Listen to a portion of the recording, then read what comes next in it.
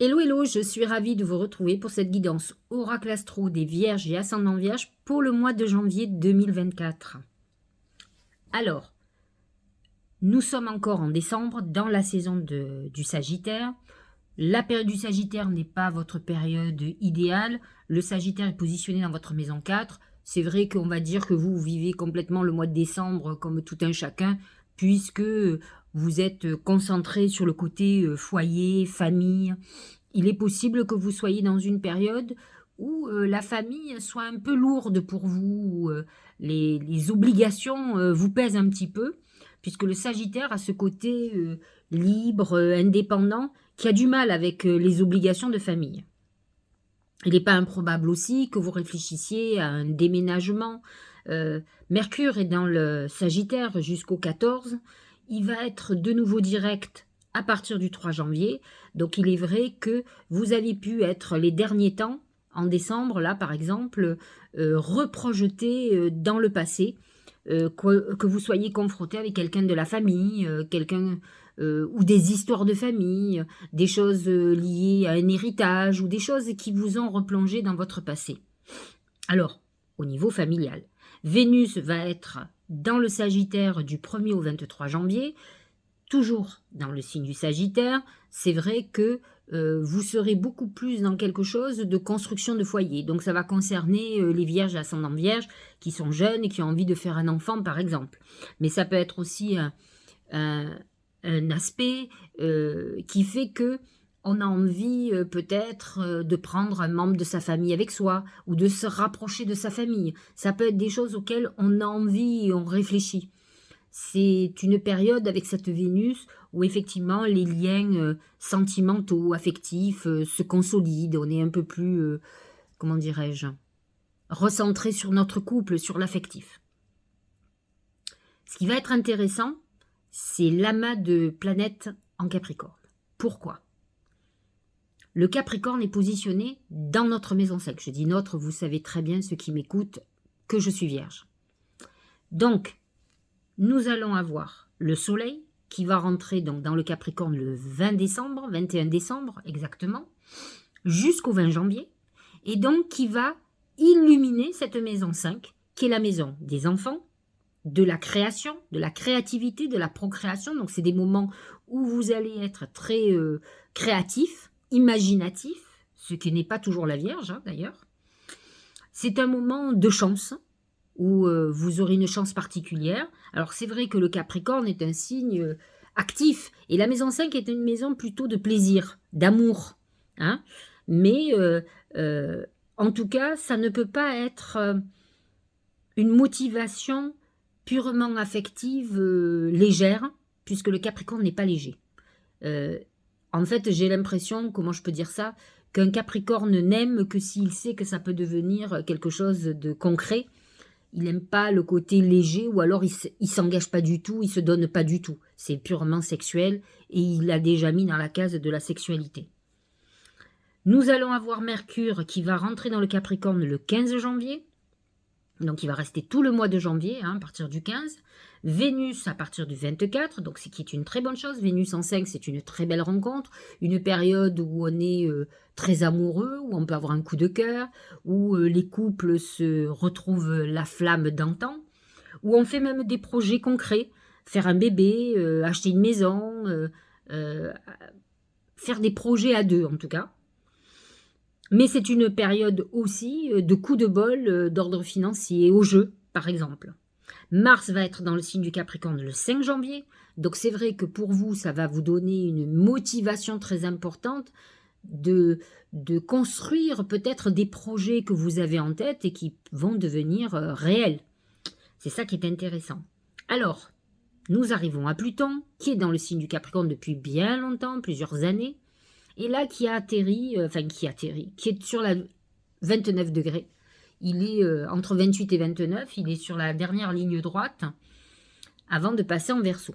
Alors, ce qui va être intéressant, c'est la conjonction Pluton-Soleil à 29 degrés le 20 janvier. Et le lendemain, on a la même conjonction Pluton-Soleil, mais dans le signe du Verseau. Donc 20-21, deux conjonctions Pluton-Soleil, très importantes. Alors, d'un côté, Pluton toujours en 5, qui a peut-être modifié beaucoup de choses dans votre vie personnelle et sentimentale. Là, pour le coup, ça touche les derniers décans de la Vierge, c'est-à-dire moi, par exemple. Moi, j'ai mon soleil à 28 degrés, donc là, ça touche ceux qui sont à 29, donc ceux qui sont du 22, 23, mais ça touche aussi ceux du 21, comme moi. Et donc, Pluton, soleil, ça serait un moment où vous retrouvez peut-être un élan nouveau dans votre vie personnelle. Lorsque Pluton va passer en Verseau, il est dans votre maison 6. La maison 6 qui est la maison à la fois de la santé, mais à la fois aussi du travail. Le travail quotidien. C'est une transformation, d'autant plus que le Verseau, c'est la liberté de penser, liberté d'agir. Hein, ce sont des indépendants à l'extrême. Le Verseau représente l'astrologie, ce qui m'arrange, mais il représente aussi tout ce qui est lié aux technologies nouvelles, comme Internet par exemple, mais qui correspond aussi à tout ce qui est technologie spatiale et autres. Et donc, il va amener une transformation dans votre quotidien et va vous pousser à beaucoup plus de liberté. Vous aurez besoin de vous libérer de choses qui vous alourdissent, et Dieu sait si la Vierge sait s'alourdir. Parce qu'elle a la maison 6, c'est votre maison, et c'est la maison des obligations, et la plupart du temps, elle s'en donne des obligations qu'elle n'a pas. Ensuite, nous avons, il faut parler du poisson, de Saturne, qui vient de s'installer dans le signe du poisson. Il y avait déjà Neptune, qui est à 25 degrés, donc qui touche les vierges qui sont autour du 17-18 septembre, même 16 septembre. Ouais, c'est ça, à peu près du 17-18. Neptune en poisson qui peut amener effectivement des désillusions, des coups de bol aussi, hein, il ne faut pas oublier. Maison 7 qui peut amener une histoire cachée aussi, sentimentale, puisque la maison 7, c'est la relation aux autres. Et donc, effectivement, vous pourriez avoir des désillusions par rapport à certaines personnes, des trahisons, des choses où vous vous sentez agressé et où vous ne comprenez pas vraiment. Saturne, lui, il va amener beaucoup de responsabilités. Et les rencontres que l'on fait sur un passage de Saturne en maison 7, ben, ce sont des gens avec qui on reste toute une vie, quoi. Et donc, Saturne dans cette maison 7 peut vous amener une vie, quelque chose de nouveau qui arrive dans votre vie personnelle. Peut-être une personne avec une différence d'âge avec qui on s'installe en couple, par exemple. Le nœud nord est en maison 8. Or, c'est une maison karmique, comme le nœud nord, en bélier. C'est une maison liée aux héritages, aux successions, à la sexualité, à la transformation, aux gains et aux pertes financières. Et ce qui est intéressant quand même, c'est les planètes en taureau. Alors, vous voyez, la Vierge est signe de terre, et c'est vrai que c'est une période de clé, parce que quand vous avez deux planètes comme Jupiter et Uranus qui sont en taureau, et de l'autre côté un amas de planètes en Capricorne, autant vous dire que c'est une période très intéressante pour les Vierges, parce que les deux autres signes de terre sont aspectés. Et donc là, Jupiter et Uranus en taureau sont positionnés dans votre maison 9, la maison de toutes les possibilités. C'est le besoin de voyager, c'est une évolution spirituelle, c'est la possibilité de nouveaux projets, de s'internationaliser, c'est une évolution spirituelle. Enfin, ça amène, Uranus va amener des événements soudains, mais Jupiter va vous amener une abondance d'opportunités et aussi financières. Ce qui est intéressant, c'est qu'à partir du 30 décembre, Jupiter va être direct, et donc, vous allez pouvoir en tirer les fruits. Là, vous allez commencer à sentir. Alors, Jupiter est entre 5 et 7 degrés, donc il va toucher les premiers décans, les vierges d'août. Hein. Voilà pour, en gros, les astres.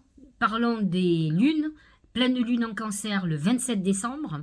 Donc là, c'est un axe 5-11. Le Cancer est en maison 11. Donc, c'est une pleine lune idéale pour faire des vœux. Parce que la maison 5, c'est une maison très chanceuse, qui sera, j'allais dire, très en harmonie avec Jupiter qui sera en taureau. Alors, Jupiter est en trigone avec le soleil, mais il sera en sextile avec la lune, qui est en Cancer. Donc, il est à 5 degrés, donc la pleine lune est à 4 degrés 58, autant vous dire que c'est une très très bonne pleine lune, très chanceuse. C'est bien le moment, par exemple, de jouer au loto, de faire des jeux, de prévoir certains projets. C'est très très très positif.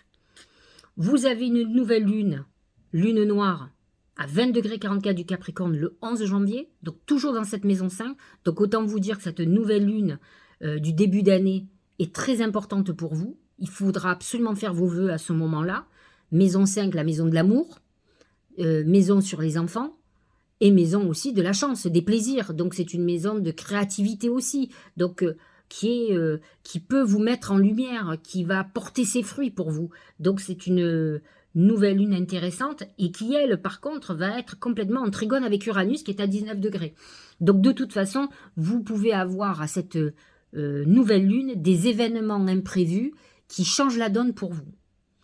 Nous aurons une pleine lune en Lion, alors là qui va toucher l'axe de la santé chez vous, 12-6, et là à 5 degrés du Lion, et c'est vrai que ça va mettre en lumière peut-être les problématiques de santé, de routine, de fatigue par exemple, si vous vous sentez surchargé.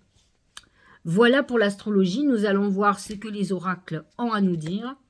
Premier oracle pour ce mois de janvier, c'est le poignard. Alors le poignard, c'est deux choses.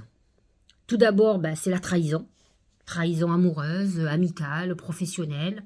Donc, sachez-le, sur le mois de janvier, vous pourriez avoir une grosse trahison. Mais c'est aussi, alors, effectivement, la pleine lune du 25 janvier, où l'axe 6-12 pourrait correspondre à ce passage où il y a une trahison. Mais le couteau, le poignard, représente aussi la coupure. Le lien qui se coupe, c'est-à-dire la rupture amoureuse, la rupture familiale, la rupture avec des gens toxiques, la rupture avec quelque chose qui était nocif pour vous. Donc ça peut être une période de clé pour vous libérer.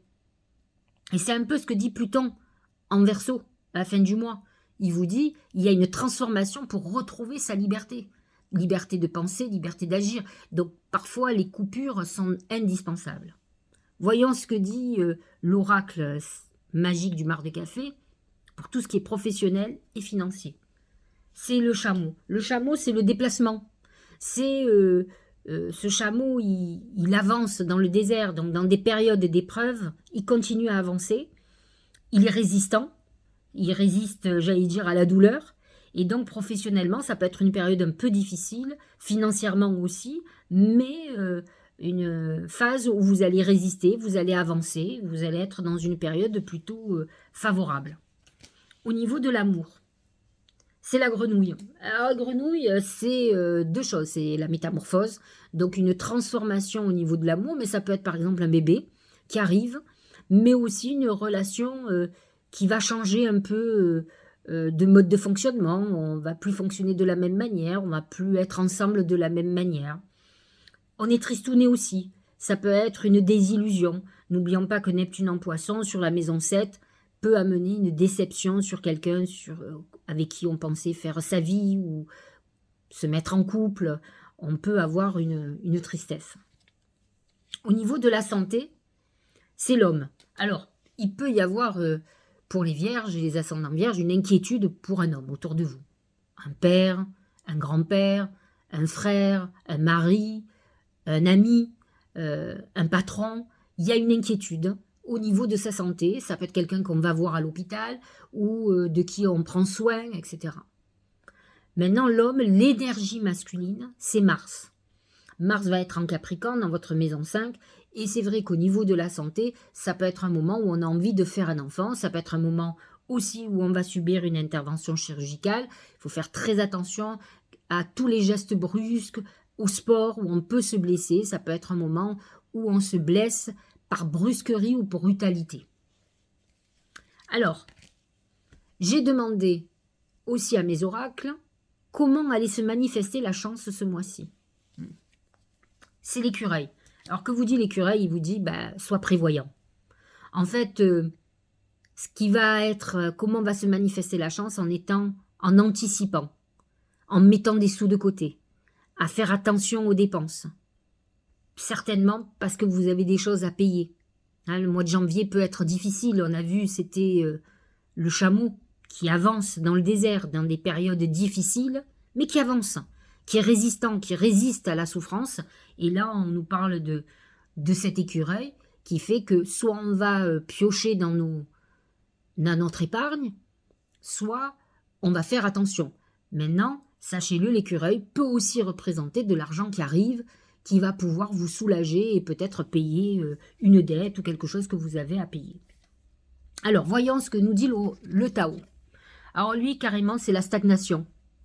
Lui, il n'est pas d'accord avec moi. C'est-à-dire que moi, je vous dis qu'il y a le chameau, et donc nous avançons malgré tout, hein, dans le désert. Et lui, il dit stagnation. Aliénation, impasse, stagnation, résistance. Alors oui, résistance.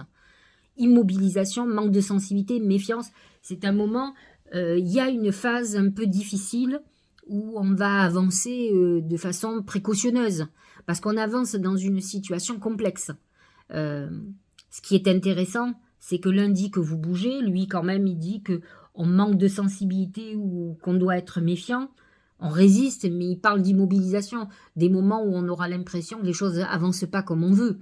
Alors donc pour certaines vierges et certains ascendants vierges, dites-vous qu'il peut y avoir une phase un peu délicate alors que on est quand même dans une période très chanceuse au mois de janvier. Mais il peut y avoir, même dans des périodes les plus chanceuses, des écueils, des obstacles, des choses à régler, et c'est ce qu'on dit. Regardez l'autre oracle. C'est la clé. La clé, c'est la solution. Tout peut arriver dès que vous êtes conscient de vos potentialités. Moi, j'aime dire que quand il y a un problème, il y a toujours une solution. Alors, bien sûr, parfois, c'est des solutions qui ne conviennent pas du tout. Mais dites-vous que dans une situation, tout peut être pire. Et, alors, c'est ma croyance, ça n'engage que moi. Il y a un proverbe qui dit « qui paye ses dettes s'enrichit ». Et en fait, je pense qu'on rechigne tous à payer des trucs qui nous tombent dessus, que ce soit juste ou injuste. Alors, c'est encore pire quand c'est injuste. Mais à la fois, quand vous payez, les musulmans connaissent mieux ça, parce qu'ils ont la notion de sacrifice. C'est-à-dire que tu sacrifies quelque chose pour obtenir quelque chose. Et en fait, quand vous payez, eh bien, effectivement, l'univers vous le rend au centuple. Et donc, ne soyez pas triste de payer ce que vous devez payer. L'univers va vous le rendre en centuple. Et c'est ce qu'il dit. Il y a des solutions qui émergent. À vous d'être conscient des choses. Regardez. Grandir et mûrir. Alors j'ai envie de vous dire, ça parle bien aux vierges, je vais vous dire pourquoi. Parce que la Vierge, comme le Gémeaux, est dirigée par Mercure. Et Mercure, c'est l'adolescent.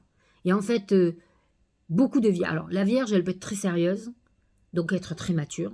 Mais il y a toujours un brin de folie, un côté un peu adolescente, arriérée. Moi, c'est mon cas. Moi, j'ai ce côté très sage, très mature, comme une vieille âme. Et à côté de ça, j'ai un côté très gamine, que j'assume totalement. Et c'est ce qui fait que je m'émerveille de tout aussi. Hein. Et donc, c'est vrai que comme les Gémeaux, pour certaines situations, il faut qu'ils grandissent. J'ai certaines vierges autour de moi qui ont beaucoup de galères dans leur vie par manque de maturité. Ce que j'ai pu avoir moi aussi d'ailleurs, hein, par manque de maturité, par insouciance. Et donc là, on est dans une période justement d'apprentissage, surtout avec l'amas de planètes en Capricorne qui représente la maturité. Où là, on vous dit, il est temps pour toi de gagner en sagesse. Note toutes ces expériences de vie que tu as traversées, ce qu'elles t'ont apporté, de bon et de mauvais, tire les leçons de ces passages, puis avance et laisse-toi évoluer. Voilà. À nous de comprendre qu'il faut évoluer, il faut comprendre les épreuves, et il va y en avoir, même si il y a épreuve et de l'autre côté, il y a coup de bol, il y a chance. Donc ça, c'est plutôt très positif. N'oublions pas que Jupiter est en taureau jusque fin mai, et que c'est très favorable pour toutes les vierges. Là, ça touche celle du premier décan, mais dans quelques temps, ça va toucher celle du deuxième et du troisième. Donc, profitez de ça pour régler tout ce qui ne va pas dans votre vie, pour mettre des projets en route. Vous avez les voies ouvertes. Et même si en fond, vous avez des choses à régler, réglez-les, mais que ça ne vous empêche pas d'avancer. Voilà, j'espère que cette guidance vous aura éclairé. Je vous souhaite de passer de très très bonnes fêtes, un très joyeux Noël. Je ne vous souhaite pas la bonne année pour le moment, ça ne se fait pas à l'avance. Mais par contre, passez des bonnes fins d'année. Pour ma part, je serai en congé le 22. J'ai décidé que j'arrêtais. Et pour tout vous avouer, avec Gibbs, on se barre. Fin d'année, on part en croisière. Et on va lâcher. Je vais lâcher 7 jours où on ne pourra pas me joindre. Et je vais profiter un maximum. Alors, il paraît qu'on revient fatigué, mais c'est pas grave. L'essentiel, c'est de lâcher prise et de changer d'horizon. Je vous embrasse et puis je vous dis à très bientôt.